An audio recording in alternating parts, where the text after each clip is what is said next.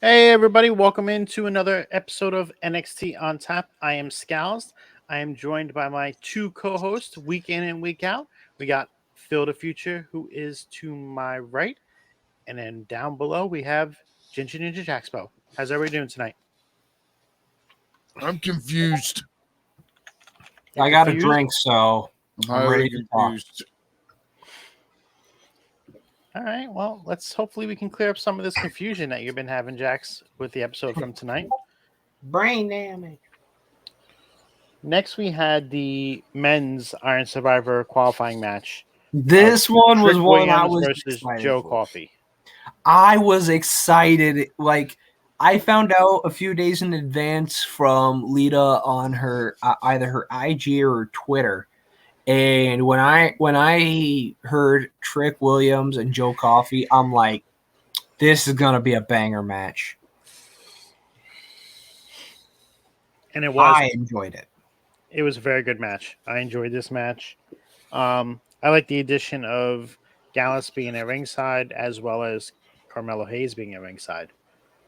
Added a little intrigue to the match. Absolutely. Like, there was one specific part that I really liked for some reason, and I think it was like Joe Coffey fell to the ground on the opposite side of the ring. Trick goes to go around the other side to meet him, but you got Wolfgang on one side, Mark on the other, just blocking him. He's just like, "Oh, you gonna just block me?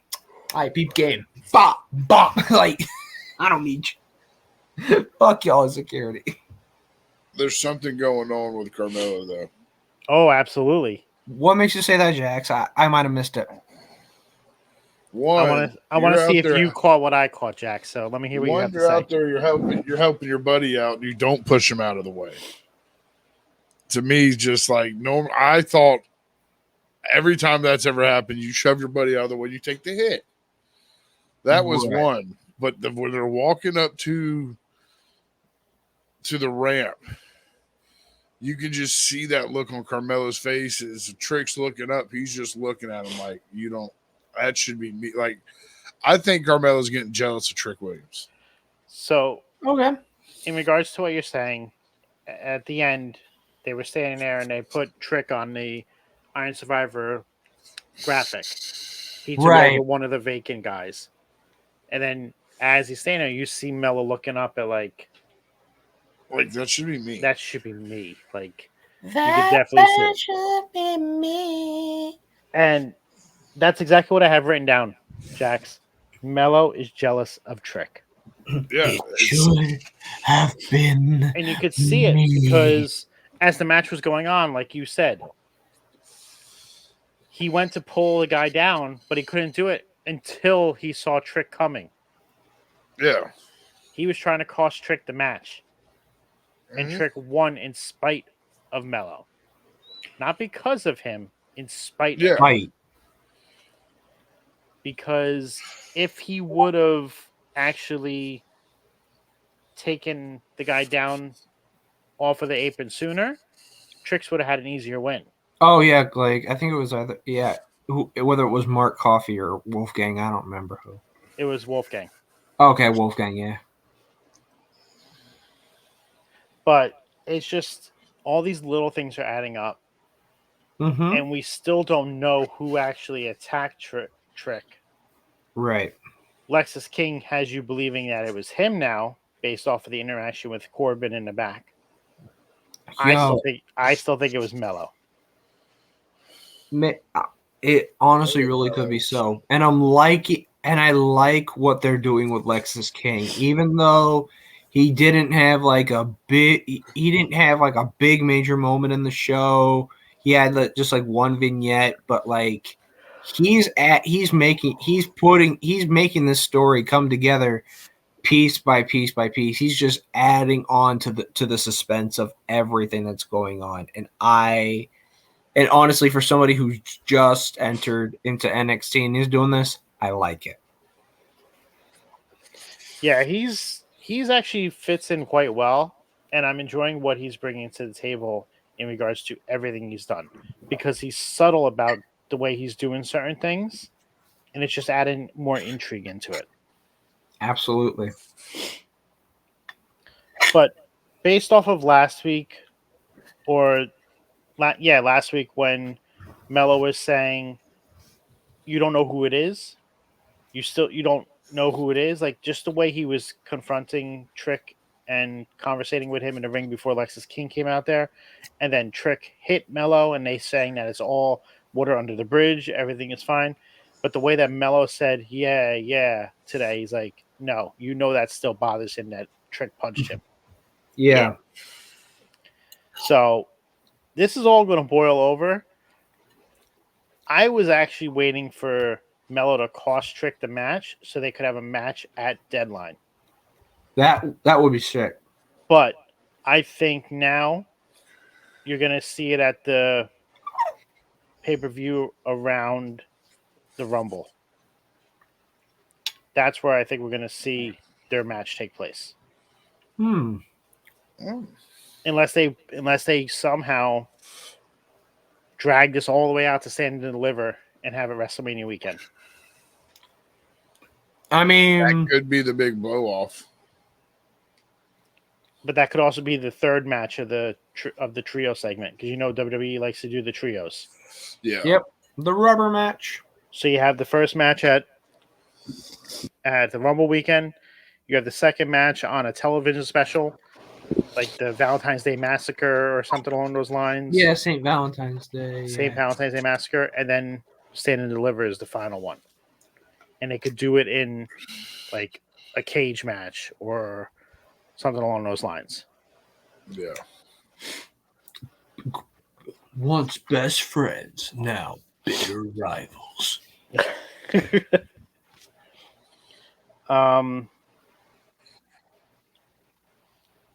Next we had the match with Gigi Dolin versus Arianna Grace. It actually was a pretty good match. Solid. A lot better than I thought it was going to be. Yeah, because I'm still not sold on Arianna Grace, a.k.a. Santino Marella's daughter. But she's definitely growing on me in terms of her ring work style. Yeah, I think she's still finding herself, and I was kind of impressed. Like I went into this match going, oh, "This is the one where I'll go get my drink and get my snack, get ready for the main event kind of match." But it impressed me. Yeah, like obviously we know Arianna Grace hasn't really gotten all that time to compete because she had the very terrible injury that happened that took her out for a couple months, which is why they put her in the breakout tournament. But I mean, I think there's something in Arianna Grace that we probably haven't seen yet that I think maybe in the next few months she could probably be up there. No, I'm intrigued. I'm intrigued to see what happens with her going forward. I definitely did. Yeah. Jackson lightened me with some news today about where she got her idea for her gimmick from. Oh my gosh. You're going to want to hear this, Phil. Okay, I'm listening. So her, remember Santino's twin sister? Yeah. How she was Miss WrestleMania. Oh yeah. Now her niece, kayfabe, we're keeping kayfabe here. Now her niece is in it, Miss NXT. So her gimmick is just an involvement of her aunts. You gotta keep kayfabe though. You gotta keep kayfabe. That's beautiful. That's freaking beautiful. No, it's a great little nod to her dad and what her dad did. Kind of a jokingly faction. And I think that gimmick's working for her. She does it well. Into the match, grabbing the crown, throwing it back on to try to keep her composure. I think it's working for her. I'm excited to see where she goes. Next thing you know, she pulls out what is it? One of those Cobra. long ball gloves, just like yeah. No, I'm kidding. But yeah, she's still doing great. You had Grace trying to steal a victory by using the ropes in this match. Mm-mm-mm. The ref catching her, and then Dolin pulled out this twisting slam into a pin position. I thought it was pretty interesting. Oh yeah, That was a nice move. I don't know if I've seen her use that before or not, but definitely little good way to get into a finishing pin. Her foot was under the rope. I don't think it was. This is why we need instant replay in wrestling.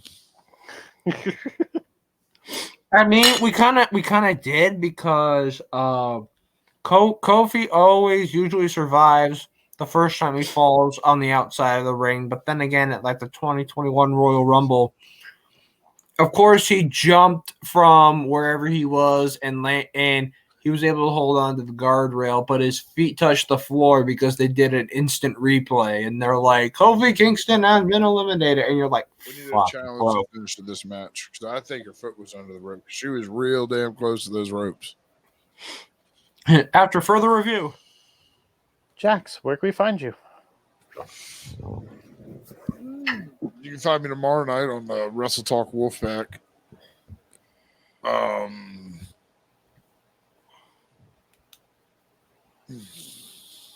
I just had a brain fart. Usually I can spit them off quick. You can find me Wednesdays on the Wrestle Talk Wolfpack. I'm off Thursdays and Fridays.